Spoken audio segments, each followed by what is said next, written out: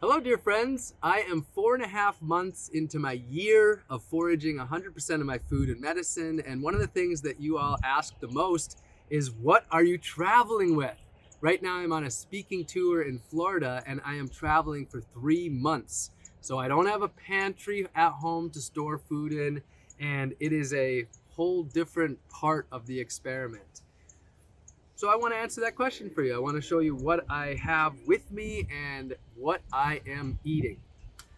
My diet right now is around a lot of Florida foods. This is the giant wild yam, Dioscorea alata.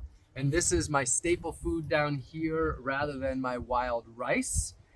And I eat this in many different ways. Now, as you can see, this takes up a lot of space. So what I do with the wild yam is I dehydrate it into chunks, and then I blend these chunks into flour. So this is my yam flour. I've also made flour from green bananas that I'm foraging here, as well as mature coconuts. So with that, I'm currently learning to make dumplings and tortillas and interesting, unique foods with these different flours.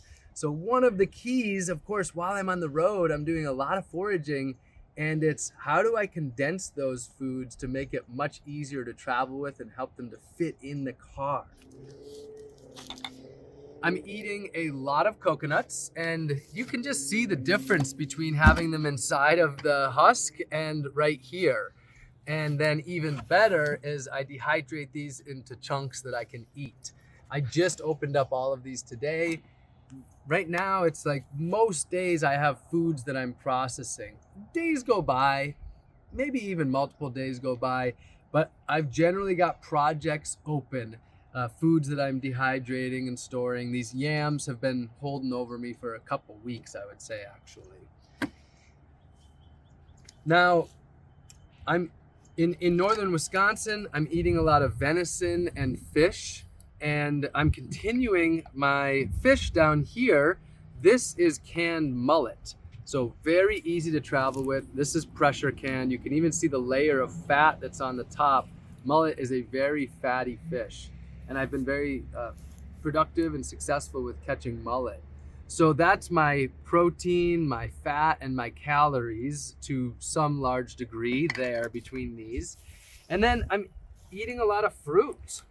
So, we have feral or wild oranges and grapefruits. These big grapefruits came from a park in Orlando, and these wild oranges came from the place where I hosted foraging school, where they have this basically wild orange orchard that has popped up over the last decades. Over here is star fruit. I just harvested this in a public park in La Belle, Florida last night, and that's exciting. That was my first harvest of that. So I'm eating a lot of fresh foods down here. About 50 to 75% of my food that I'm eating right now is food that I'm harvesting while I'm down here in Florida for January and February. So I'm eating a pretty substantially Florida diet. But that said, I brought a good amount of food from Wisconsin with me. I've got pressure canned foods. I've got dehydrated foods.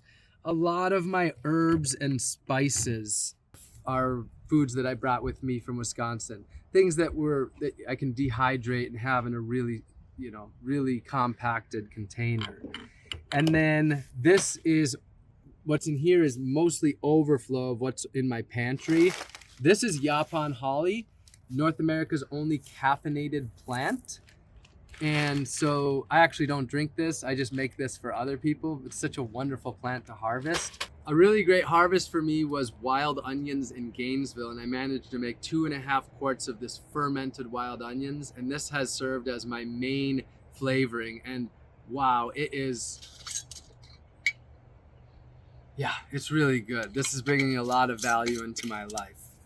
The water that I'm drinking is water that I harvest either from springs or wells, and sometimes that does include wells at people's houses, but no water that's been adulterated, chlorine, fluoride, water that's as close to just from the earth. And I'm carrying generally with me about 10 gallons of water. And then I also harvested a lot of salt while I was down here in Florida. So I harvested this in the Everglades in the 10,000 Islands, and that's my salt. I carry a cooler with me, and sometimes I have food in it, sometimes I don't. I have some frozen plastic bottles, and right now I'm eating a lot of fresh greens. So this is dock in particular, pretty sure that this is swamp dock, and this is the tastiest dock that I've had. I'm eating a lot of wild mustard, Biden's Alba, Go-To Cola, or a little bit of Go-To Cola, dollarweed, oxalis or wood sorrel. So I'm getting in a good amount of wild greens. What I have over here is my cooker, and that has wild yam in there with coconut and salt. And with that, I can add some canned fish and easily have a complete meal on the road. I've got things pretty well dialed in where I'm able to eat really nutritious and delicious foods on the road. In fact, the food is becoming more and more delicious. I'm getting more skilled with this and bringing together the more complete meal. So today is day 130. I'm about 4.5 months in. My health is very well. I'm happy. I'm content. I did get a cold, and that was a little bit of a struggle. But the foraging tour is going very well throughout Florida, and I have stops in Florida to come. I'll have a Vipassana, 10-day silent meditation, and after that, the tour continues through Georgia, including Atlanta, North Carolina, Tennessee, Kentucky, and the finale will be in Cincinnati, Ohio, before I get back to my homeland of Wisconsin in early April to spend the spring there.